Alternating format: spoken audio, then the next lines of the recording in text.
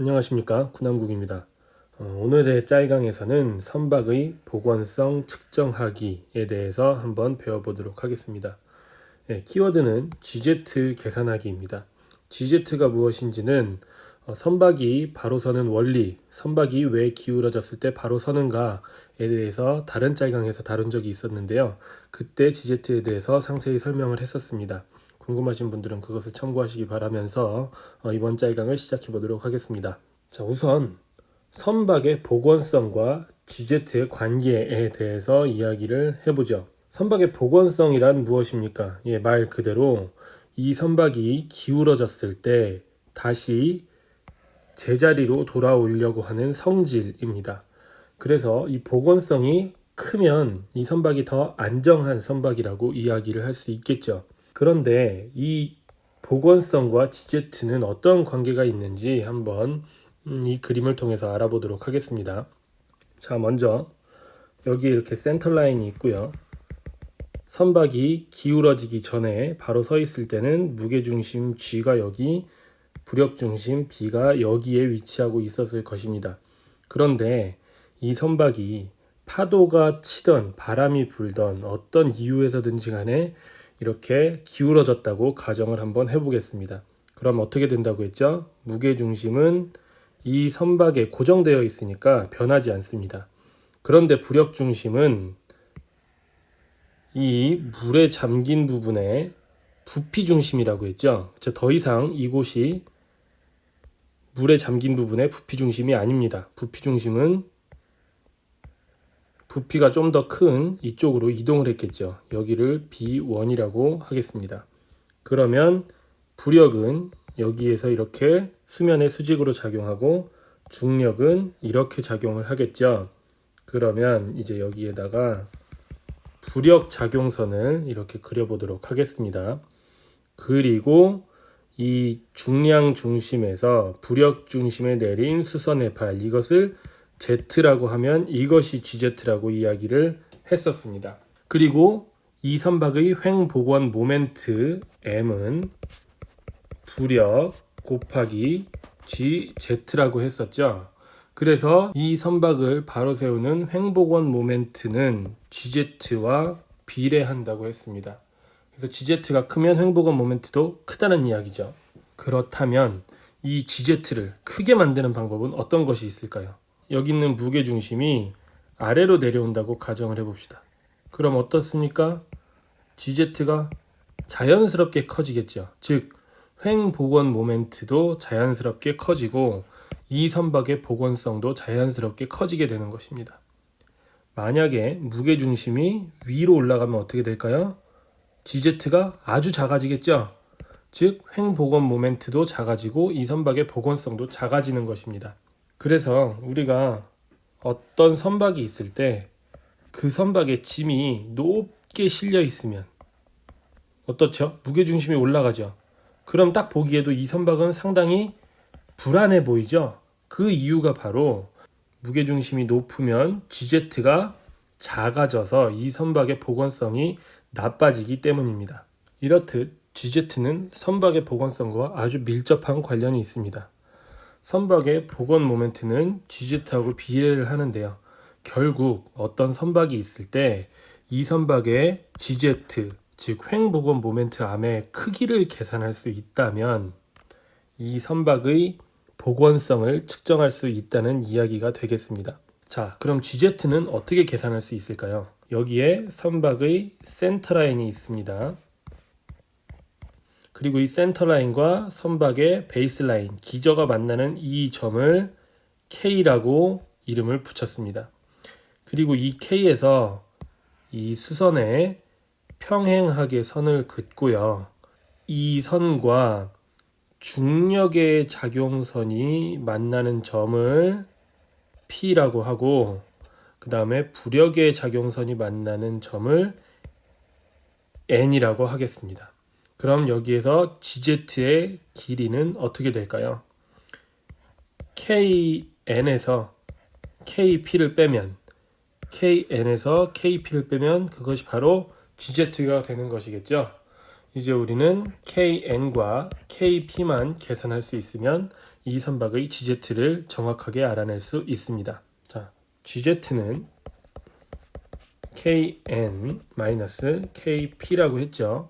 그런데 이것에 대해서 좀 더 상세하게 이야기하기 전에 이 두 개의 그림에 대해서 잠깐 설명을 하고 넘어가도록 하겠습니다. 이 두 개의 그림은 사실상 같은 그림입니다.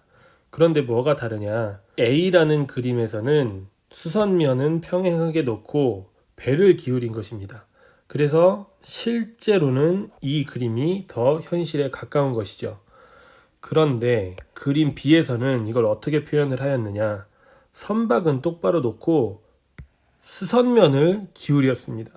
예, 두 그림 모두 선박이 시계 방향으로 기울었다는 사실은 똑같은데요. A 그림은 선박을 기울인 것이고 B 그림은 수선면을 기울인 것입니다. 그러면 왜 B와 같은 그림을 우리가 그리느냐? 그 이유는 그림 그리기가 더 편해서 그렇습니다. 자, 보십시오. 이와 같이 선박이 바로 서 있습니다. 그런데 우리가 이 선박이 5도 기울어졌다고 가정을 하고 그 변화된 모습을 그리고 싶습니다. 그럼 어떻게 해야 할까요? 두 가지 방법이 있을 수 있죠. 한 가지는 선박을 기울인 상태로 다시 그리는 것이고요. 또 한 가지는 여기에 새로운 수선면만 이렇게 그리는 방법입니다. 어떻습니까? 이 두 번째 방법이 훨씬 쉽죠. 그래서 조선업계에서는 선박이 기울었을 때 선박을 기울이지 않고 수선면만 이렇게 기울이는 방법으로 그림을 그리기도 합니다. 그래서 이 그림에 여러분들은 조금 익숙해지실 필요가 있습니다. 자, 그럼 이제 본격적으로 GZ를 어떻게 계산하는지 알아보도록 하죠. 이 GZ를 계산하기 전에 한 가지 가정을 할 것이 무엇이냐면 이 선박은 지금 현재 똑바로 서 있는 상태가 아니고 선박은 파이만큼 기울어져 있다 라고 가정을 해보도록 하겠습니다. 자, GZ는 KM-KP로 계산을 하면 된다고 했죠. 여기서 K가 뭐라고 했습니까?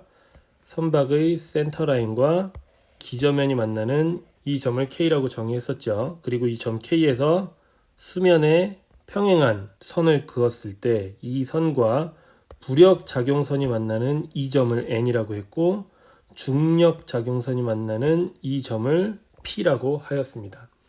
그랬을 때 KP를 어떻게 계산하는지 알아보면 이 삼각형 보이시죠? 이 삼각형, 이 삼각형에서 KP는 어떻게 계산할 수 있겠습니까? KP는 KG 곱하기 sin 파이가 되겠죠. KP는 KG 곱하기 sin 파이입니다. 이 KG가 과연 무엇일까요? 선박의 가장 바닥면으로부터 선박의 무게중심까지의 거리를 의미하는 것이고 보통 이 무게중심까지의 거리는 선박을 건조한 제작사라면 알고 있는 것이 기본입니다. 그래서 KG는 알고 있고 우리가 이 선박이 파이만큼 기울어졌다고 가정을 했기 때문에 KP는 쉽게 계산을 할 수가 있겠습니다. 즉 GZ는 KM-KG sin 파이로 정의를 할 수가 있는데 이제 이 KN을 어떻게 계산하는지 알아보도록 하겠습니다. KN을 계산하기 위해서 이 부분을 이와 같이 확대를 해서 보도록 하겠습니다. 그럼 여기 원래 있던 부력중심이 보이고 여기 기울어진 후에 부력중심 B1이 보이죠? 부력중심이 이처럼 이동을 했습니다. 그랬을 때 이 부력중심이 가로 방향으로 이동한 거리를 델 YB라고 정의를 하고요. 이 부력중심이 세로 방향으로 이동한 거리를 델 ZB라고 정의를 하도록 하겠습니다. 이제 여기에 부력작용선이나 중력작용선과 평행하게 이렇게 선을 3개를 그어 보도록 하면요. 지금 이 거리 있죠. 이 거리는 이 삼각형으로부터 어떻게 계산할 수 있겠습니까? KB sin 파이를 하면 1번이 계산이 됩니다. 그 다음에 요 두 번째 요것은 어떻게 계산할 수 있겠습니까? 델 Y 이 삼각형을 보시면 델 Y 코사인 파이를 계산을 하면 2번 항이 계산이 됩니다. 그 다음에 세 번째 항은 델 ZB 사인 파이를 하면 세 번째 항이 계산이 됩니다. 즉 1, 2, 3번을 다 합치면 KN이 되는데 그 1, 2, 3은 각각 KB 사인 파이 더하기 델 yb 코사인 파이 더하기 델 zb 코사인 파이가 된다는 것입니다. 자, 여기서 kb는 무엇입니까? 선박이 기울어지기 전에 부력중심까지의 높이죠. 이것은 선박이 기울어지기 전에 계산을 해서 이미 알고 있다고 가정을 하고요. 파이도 우리가 기울어진 각도를 알고 있다고 가정을 하는 것이기 때문에 여기 있는 모든 것들 중에서 델 YB, 델 ZB, 즉 부력 중심이 가로 방향으로 얼만큼 이동했느냐, 세로 방향으로 얼만큼 이동했느냐 그것만 알고 있으면 KN도 계산을 할 수 있게 되는 것입니다. 자, 정리를 한번 해보겠습니다. 횡보건 모멘트암 GZ는 KM-KP로 정의를 할 수 있고 KP는 KG 사인 파이로 정의를 할 수 있습니다. 이 KG는 선박의 무게중심까지의 높이이므로 이것은 알고 있다고 가정을 하니까 KG도 아는 항이고 사인 파이에서 파이도 계산할 수 있습니다. KN은 이 그림을 토대로 계산을 해보면 KB 사인 파이, 델 YB 코사인 파이, 델 ZB 사인 파이가 되는데 KB, 즉 기울어지기 전까지의 부력중심도 알고 있고 파이도 각각 알고 있으므로 이제 우리는 부력중심이 기울어진 후에 가로 방향으로 그리고 세로 방향으로 얼마만큼 이동했는지만 알면 GZ를 계산해낼 수 있다는 말이 됩니다. 자, 이제 GZ를 계산할 수 있을 것 같죠? GZ를 계산하기 위해서는 델 YB하고 델 ZB만 알아내면 됩니다. 그런데 실제 선박이 특정 각도만큼 기울어졌을 때 부력 중심이 가로 방향으로 그리고 세로 방향으로 얼만큼 이동했는지를 계산해내는 것은 손으로 계산하는 것은 거의 불가능하고요. 컴퓨터 프로그램을 이용을 해야지만 제대로 정확하게 계산을 할 수 있습니다. 그렇다고 우리가 GZ를 손으로 계산을 아예 못하느냐 그런 것은 아니고요. 선박의 형상이 아주 간단할 때 그럴 때는 부력 중심의 이동 거리를 손으로 계산을 할 수 있기 때문에 GZ를 계산을 할 수가 있습니다. 자, 그래서 선박을 직육면체라고 가정을 하고 선박의 GZ를 한번 계산을 해보도록 하겠습니다. 본격적인 계산에 앞서서 지난 짤강에서 배웠던 개념 중에서 한 가지를 다시 상기해야 될 것이 있는데요. 선박에 화물이 이동했을 때 그때 선박의 전체 무게중심이 얼만큼 이동했는가를 계산한 적이 있었죠. 선박의 전체 무게중심이 이동한 거리는 선박의 전체 무게분의 이동한 화물의 무게 곱하기 화물이 이동한 거리였죠. 맞죠? 한 번 더 말씀드리겠습니다. 선박의 전체 무게중심이 이동한 거리는 선박의 전체 무게분의 선박의 화물 무게 곱하기 화물이 이동한 거리였습니다.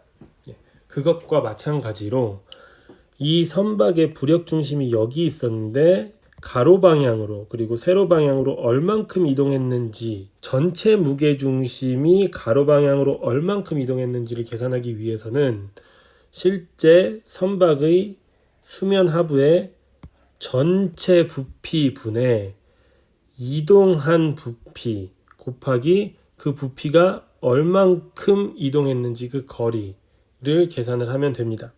자, 그러면 이 작은 부피가 무엇인지 한번 보시죠. 자, 선박이 파이만큼 기울어졌습니다. 그럼 기울어지기 전에는 이 부분이 물에 잠겨 있었죠. 그런데 기울어진 후에는 이 부피가 물 밖으로 나오면서 이쪽으로 똑같은 부피가 물 안으로 들어왔죠. 즉, 요 작은 부피가 이쪽으로 이동했다고 볼 수가 있는 것입니다. 그래서 이 작은 부분의 부피를 알고 이 작은 부분이 가로 방향으로 그 다음에 세로 방향으로 얼만큼 이동했는지를 각각 알면 전체의 부력 중심이 어떻게 이동했는지 알 수 있게 되는 것이죠. 자, 그럼 차근차근 계산을 시작해 보도록 하겠습니다. 자, 먼저 작은 부분의 부피가 얼만큼 되는지 알아보도록 하겠습니다. 이 작은 부피, 이 삼각형의 너비 곱하기 이 선박의 길이 L 하면 되겠죠. 이 삼각형의 너비 어떻게 계산하면 됩니까? 밑변 곱하기 높이 하면 되겠죠. 이 밑변은 선박의 폭이 B니까 2분의 B가 될 것이고요. 그 다음에 높이는 어떻게 됩니까? 이 각도가 파이니까 2분의 b 탄젠트 파이를 하면 되겠습니다. 즉, 이 삼각형의 넓이는 2분의 1 곱하기 2분의 b 곱하기 2분의 b 탄젠트 파이가 되는 것이고, 거기에 선박의 길이 l을 곱하면 요 작은 부분의 부피 v가 되는 것입니다. 그 다음 이 선박의 전체 물속의 부피는 어떻게 되는 거죠? 전체 물속의 부피는 이 직육면체의 부피죠. 선박의 길이 L 곱하기 선박의 폭 B 곱하기 선박의 홀수 T가 되는 것입니다. 자, 이제 그 다음에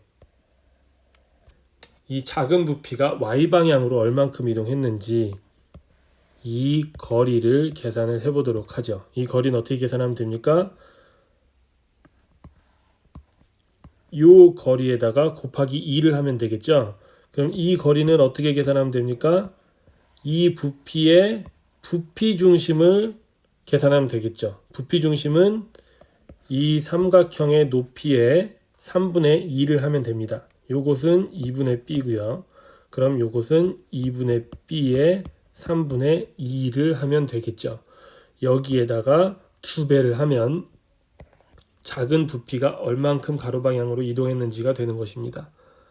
3분의 2 곱하기 2분의 b를 2배 했고요. 그래서 결론적으로는 이렇게 정리가 됩니다. 마찬가지로 이 작은 부피가 Z방향으로 얼만큼 이동했는지 계산을 하기 위해서는 이 부분 계산한 다음에 2배를 하면 되겠죠. 그러면 이 부분은 어떻게 계산할 수 있을까요? 삼각형 높이의 3분의 1을 하면 되겠죠. 이 삼각형 높이 어떻게 계산했었습니까? 여기 계산했었죠. 이게 얼마였죠? 2분의 b 탄젠트 파이였죠. 2분의 b 탄젠트 파이에 3분의 1을 하면 이 높이가 되고요. 거기에 2배를 하면 델 ZV, 이 작은 부피가 세로 방향으로 이동한 거리가 됩니다. 이것을 정리하면 3분의 1 b 탄젠트 파이가 되겠죠. 자, 이제 계산 끝났습니다. 이 부력 중심이 가로 방향으로 얼만큼 이동했는지 계산하기 위해서 부피분의 부피 계산했죠. LBT 분의 작은 부피 계산했습니다. 8분의 1 LB제곱 탄젠트 파이. 거기에다가 델 YV, 즉 작은 부피가 가로 방향으로 얼만큼 이동했는지 이걸 대입을 하면 이렇게 정리가 되고 최종적으로 이와 같이 정리를 할 수가 있습니다. 델 ZB, 즉 부력 중심이 세로 방향으로 얼만큼 이동했는지도 마찬가지입니다. 전체 부피분의 작은 부피 곱하기 작은 부피가 세로로 이동한 거리를 대입을 하면 이와 같이 정리가 되는 것입니다. 그러면 KN을 계산하기 위해서 우리가 이렇게 정리를 했었죠. KB sin 파이 더하기 델 YB 코사인 파이 더하기 델 ZB sin 파이입니다. KB는 바닥에서부터 부력 중심까지의 거리인데 직육면체 선박이라고 가정을 했으므로 물에 잠긴 홀수 T의 절반인 2분의 T가 돼서 2분의 T sin 파이가 되는 것이고요. 델 YB하고 델 ZB는 여기 정리를 했으니까 이것들을 각각 대입을 하면 이와 같이 정리를 할 수가 있는 것입니다. 자, 이제 마지막으로 이 예시를 통해서 우리가 GZ를 어떻게 계산하는지 한번 확인을 해보도록 하겠습니다. 예시라고는 하지만 실제 숫자를 대입해서 계산을 하진 않을 것이고요. 조금 전에 유도한 식을 어떻게 활용할 것인지에 대해서 설명을 해드리는 페이지라고 보시면 되겠습니다. 아래와 같은 바지선이 횡방향으로 5도 기울었을 때 GZ를 계산하시오. 단 중량 중심은 중심선과 선체 중앙부가 만나는 위치에서 기선으로부터, 그러니까 선박의 바닥으로부터 2m, 숫자 2가 아닙니다. 영어 2m 위에 있다. 그렇게 되는 것입니다. 자, 요 2는 뭐였습니까? 요 바닥이 K고 무게중심이 G니까 KG를 의미하는 것입니다. 즉 KG는 주어져 있고요. 그 다음 이제 KN만 계산하면 우리는 GZ를 계산할 수 있겠죠. KN은 어떻게 계산했습니까? 이런 식으로 계산했습니다. 이 선박의 홀수는 T로 주어져 있으니까 T를 대입하면 되고요. 그 다음에 선박의 폭은 B로 주어져 있으니까 B를 대입하면 되고, 선박이 5도 기울어져 있다고 했으니까 파이 대신에 숫자 5를 대입하면 바로 KN이 계산되고 GZ도 계산할 수 있는 것입니다. 이 식을 활용을 해서 실제 GZ를 계산하고 싶으시면요, L은 약 300m 정도, B는 약 60m 정도, 그 다음 T는 약 12m 정도로 한번 가정을 해서 문제를 풀어보시고요. 선박의 무게중심의 높이, 즉 kg는 여러분들이 직접 한번 가정을 해보시죠. kg를 작게 했을 때와 kg를 크게 했을 때, 즉 무게중심을 높게 했을 때와 낮게 했을 때 GZ가 어떻게 바뀌면서 계산되는지 한번 직접 계산해 보시면 이 개념을 이해하는 데 아주 큰 도움이 될 것입니다. 자, 오늘 짤강은 여기까지 하겠습니다. 감사합니다.